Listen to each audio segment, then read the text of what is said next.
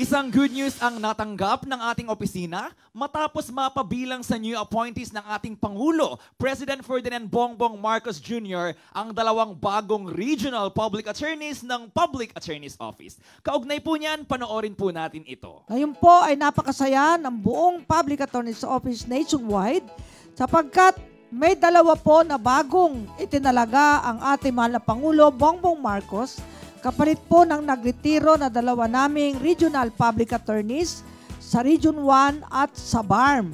Itaas po natin ang ating kanang kamay. Hinirang sa katungkulan bilang Regional Public Attorney.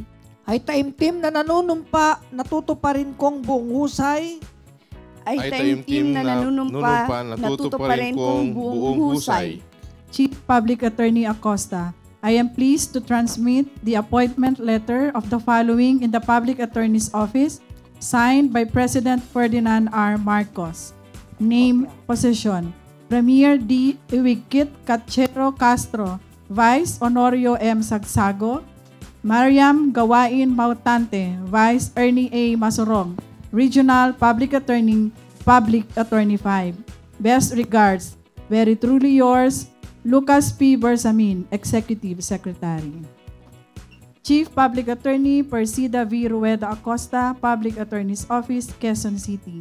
Madam, pursuant to the provisions of existing laws, the following are hereby appointed in the Public Attorney's Office. Regional Public Attorney 5, Premier D. Iwigkit Cachero Castro, Vice Honorio M. Sagsago. Mariam Gawain Mautante, Vice Ernie A. Masurong. By virtue hereof, they may qualify and perform the duties of the office, furnishing the office of the President and the Civil Service Commission with copies of their oaths of office. Ferdinand R. Marcos, President.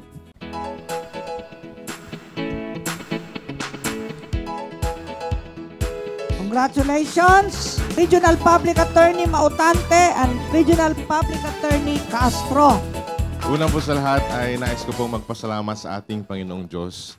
At siyempre nais ko pong pasalamatan ang ating pinakamamahal na Chief Public Attorney, Dr. Persida V. Rueda Acosta.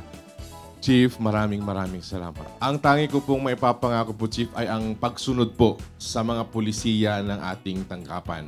At pagsunod po sa inyo, Chief, dahil kami po ay naniniwala, ako po ay naniniwala na ipinapatupad po ninyo ay ang mga pulisiya din ng ating tanggapan sa Public Attorney's Office. Maraming salamat po, Chief, sa pagkakataon na binigay po sa atin at ang trust and confidence po. Maraming salamat din po sa ating Presidente, Bongbong Marcos, sa pagtalaga sa rekomendasyon po ng ating Chief Public Attorney.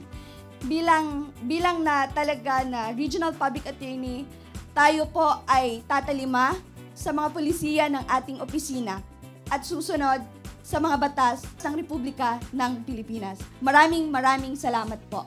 At nagpapasalamat po ako sa full support, trust and confidence ng ating mahal na Pangulo sa Public Attorney's Office at kami naman po ay handang makipagkaisa sa magagandang alituntunin at mga pulisiya ng ating pamahalaan para po maghari ang kapayapaan, kaunlaran at katotohanan sa ating bayan.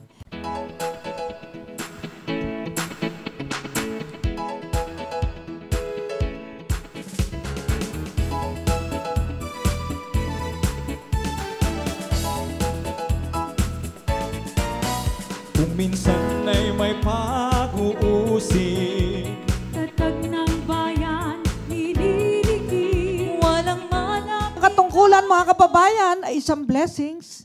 Hiram natin sa Diyos ang ating buhay. Kaya't kapag tayo binigyan po ng katungkulan, ay dapat maunawa, may kaakibat na obligasyon at gagampanan.